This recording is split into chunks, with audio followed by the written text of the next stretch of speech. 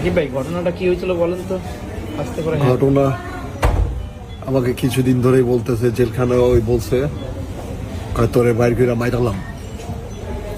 দুষ্টামি করে মনে হয়, ওকে আমাকে কি মেরে ফেলবে? আরেকটা মানুষকে কি এত সহজে মারা যায়?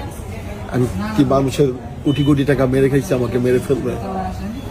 ও আমাকে প্রতিদিন ওর ছেলে মেয়ে দিয়া মানসিক টর্চার করছে এতদিন।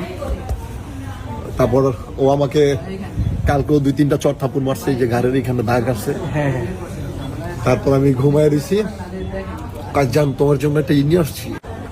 ওই যে আগে খাইতা না 300 টাকা করে, 75 টাকা করে কিন্তু একটা বিয়ারের মতো ইয়ে আছে, ওই যে ইসে বেচে।